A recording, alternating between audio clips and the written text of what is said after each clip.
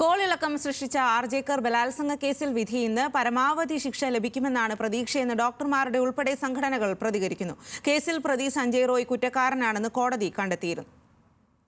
വിവരങ്ങളുമായി ശരത് ലാലാണ് ചേരുന്നത്. ശരത് ലാൽ, ഏറെ കോളിളക്കം സൃഷ്ടിച്ച ഏറെ പ്രതിഷേധങ്ങൾക്കൊക്കെ സാക്ഷിയായ ഒരു കേസാണ്. അതിലാണ് ഇന്നിപ്പോൾ ശിക്ഷാവിധി വരുന്നത്. ഏതു രീതിയിലാണ് ആ ഒരു വിധിയെ എല്ലാവരും പ്രതീക്ഷിക്കുന്നത്? സ്വാതി, വളരെ പ്രധാനപ്പെട്ട രാഷ്ട്രീയപരമായി കോളിളക്കം സൃഷ്ടിച്ച ഒരു കേസ് കൂടിയാണ് കൽക്കത്തയിലെ മെഡിക്കൽ കോളേജിലെ 31 വയസ്സുകാർ ജൂനിയർ ഡോക്ടറെ ക്രൂരമായി ബലാത്സംഗം ചെയ്ത് കൊലപ്പെടുത്തിയ കേസ്. ഏതായാലും പ്രതി കുറ്റക്കാരനെന്ന് കോടതി കണ്ടെത്തി കഴിഞ്ഞു. ഒരു കാര്യം വളരെ വ്യക്തമാണ്, ഈ വിധി സ്വാഭാവികമായിട്ടും ബംഗാൾ രാഷ്ട്രീയത്തിൽ വളരെ വലിയ കോളിളക്കം സൃഷ്ടിക്കും.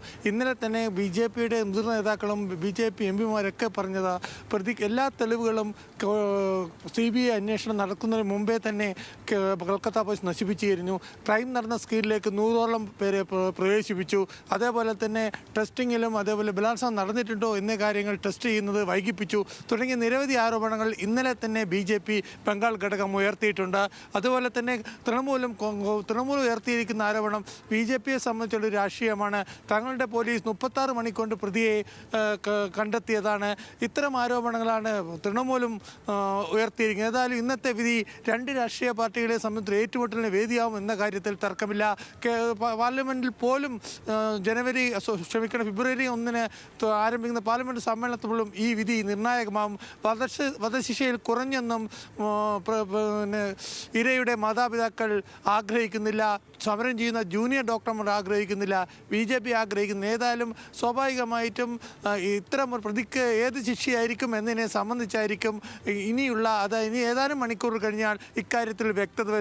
എന്തായിരിക്കും CBIയുടെ പ്രത്യേക കോടതി ശിക്ഷ വിധിക്കുന്നത്? ഏതാനും പ്രതി കുറ്റക്കാരനാണെന്ന് കണ്ടെത്തി കഴിഞ്ഞു. അപൂർവമാണോ എന്നതനുസരിച്ചായിരിക്കും വധശിക്ഷ അടക്കമുള്ള കുറ്റങ്ങളിലേക്ക് കോടതി കടക്കുക. ഏതായാലും പ്രതിക്ക് വധശിക്ഷ ലഭിച്ചില്ലെങ്കിൽ കൽക്കത്തയിലെ രാഷ്ട്രീയ കൊടുങ്കാറ്റിന് അത് കാരണമാകുമെന്ന കാര്യത്തിൽ സംശയമില്ല. സ്വാതി. അതെ ശരത് ലാൽ, എന്തായാലും ആ ഒരു ശിക്ഷാവിധിക്കായി തന്നെയാണ് രാജ്യം മുഴുവൻ കാത്തിരിക്കുന്നത്.